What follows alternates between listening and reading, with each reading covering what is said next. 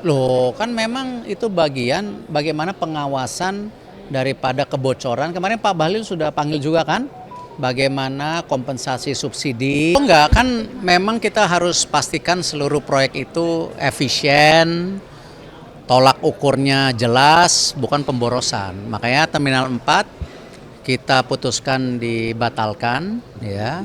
Tetapi bukan berarti penambahan kapasitas penumpang kita tidak lakukan. Ternyata dengan biaya hanya 1 triliun, bukan 14 triliun, Terminal 1, 2, 3 ini kita bisa maksimalkan dengan memperbaiki daripada jalur, juga space atau ruang-ruangan yang tadinya mungkin bisa dimaksimalkan, itu kita coba lakukan. Itu sama juga yang di Bali kemarin kan kita coba ada renovasi. Kemarin nih Pak Doni waktu itu masih di Injourney. Alhamdulillah udah jadi sekarang. Itu kapasitasnya itu bisa naik menjadi 32 juta yang tadinya mungkin di 23, 25 sudah maksimal. Jadi kita upayakan untuk efisiensi sehingga semua proyek-proyek yang ada di BUMN benar-benar terukur gitu. Jangan BUMN hanya mikirin proyek tapi akhirnya nanti ada kasus-kasus korupsi. Itu yang kita coba tangani selama 5 tahun terakhir ini gitu.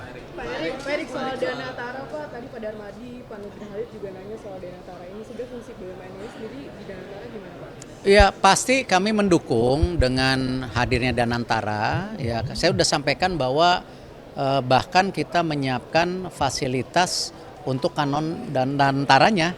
Ya, kantor Danantaranya udah kita siapkan. Itu salah satu aset Bank Mandiri. Tinggal bagaimana masing-masing pihak duduk melakukan kajian lebih dalam supaya sinergisitasnya seperti apa gitu. Oh, saya nggak mau bicara itu. Sama tadi arahan dari Pak Dasko jelas dukung, karena itu sesuai dengan tentu target-targetnya rencana tanggal 7 atau tanggal 8. Makanya kami di BUMN mempersiapkan fasilitas tadi perkantorannya, nanti kajiannya kita sinergikan gitu. 8 November dapat Seperti itu infonya, saya nggak tahu. Saya cuma menyiapkan kantornya aja. Pembagian Ya. tugasnya gimana, Pak?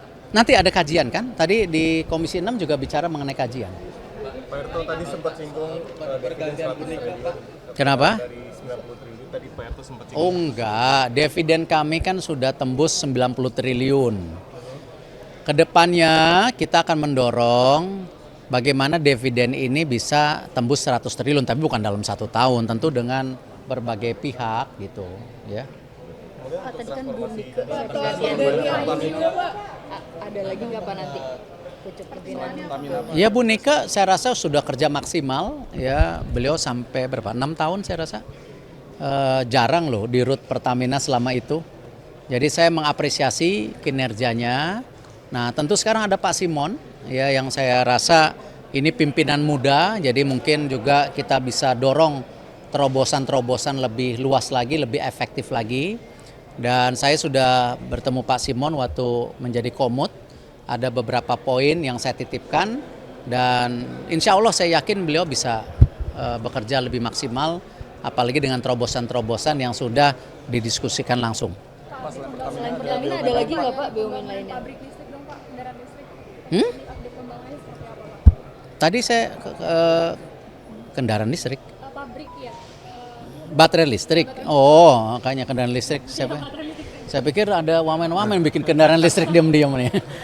Pabrik listrik tadi saya sampaikan bahwa hasil kerjasama kita dengan CATL sudah mulai berjalan dan ditargetkan 2026 akhir sudah memproduksi. Ya, pembelinya sudah ada, saya nggak bisa bicara siapa aja. Tetapi ketika saya dorong, saya minta proof daripada mana sih yang mau beli sebenarnya, jangan hanya bikin-bikin tapi nggak ada yang mau beli gitu.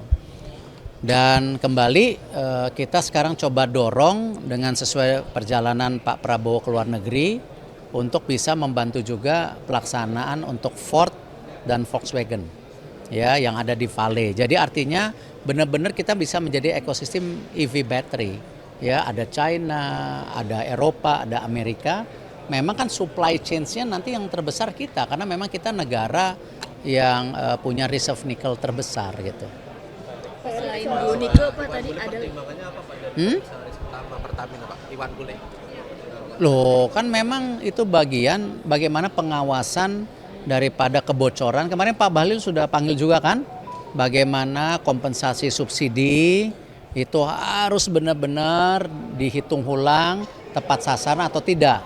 Jadi di Pertamina itu ada Pak Muhammad Iriawan, ya, ada Pak Condro, ya kita harapkan dari perwakilan ini bisa memperkuat lagi keborosan-keborosan yang selama ini terjadi ya. Tapi bukan keborosan karena korupsi, karena memang tadi datanya harus terus disinkronisasikan. Ya, masalah kita memang kan data selama ini gitu. Pak Erik soal update konsolidasi. Sudah tadi kan sudah. Pak Amin akan mengawal membantu saya di ESG ya, apalagi kalau kita lihat blueprint kita jelas ya, ke depan ini ekonomi hijau harus menjadi bagian terpenting. Ya, environmental itu menjadi isu yang tidak boleh tertinggal. Ya, sosial itu bagaimana kita memanage stakeholder, karena jangan sampai tadi kita membangun proyek di daerah, tetapi masyarakat daerahnya tidak mendapat apa-apa.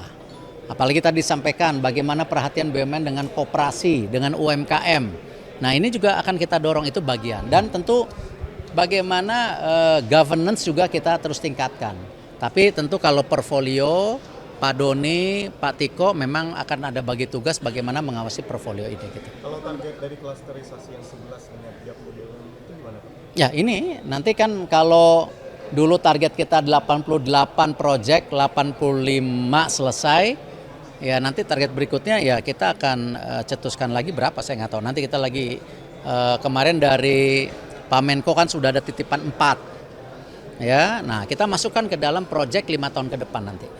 Gitu. Pak Erik update soal konsolidasi BUMN-karya gimana Pak? Sebulan lalu kan Bapak bilang masih di Pak Menteri PUPR yang lalu.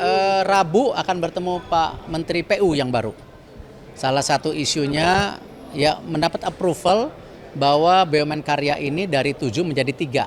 Sehingga kita bisa melakukan restrukturisasi, penyehatan, tetapi juga membangun expertise di masing-masing BUMN. Akhir tahun ini berarti eksekusinya bagaimana? Ya kalau minggu depan diteken ya selesai.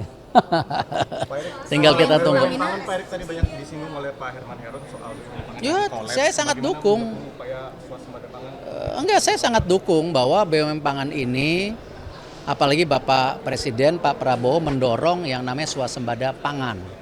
Ya, tadi saya bilang saya sudah bertemu dengan Menteri Pertanian, kita sudah bersepakat untuk bekerja sama untuk memberikan solusi. Salah satunya misalnya Bulog dikembalikan perannya seperti zaman dulu.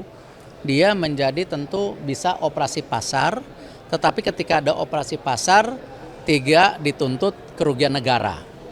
Ya, seperti yang kita lakukan dengan Pertamina PLN ketika mereka sudah melakukan kompensasi subsidi di audit BPK, nanti sisa dananya di top up, dibantu kembali. Nah, ini kita usulkan 26 triliun buat operasi pasar cukup.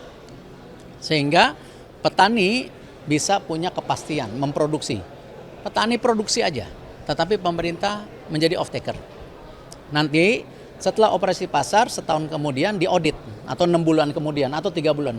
Ternyata dari operasi pasar itu ada kerugian 6 triliun. Tapi ini bukan kerugian korupsi karena memang untuk memproteksi harga-harga yang diciptakan petani yang selama ini tadi disampaikan petani ini selalu tertinggal. Ya, policy-nya ada. Itu kembali bagaimana kita diskusi dengan Menteri Pertanian ke depan. Ya, cukup ya. Pemutihan Soal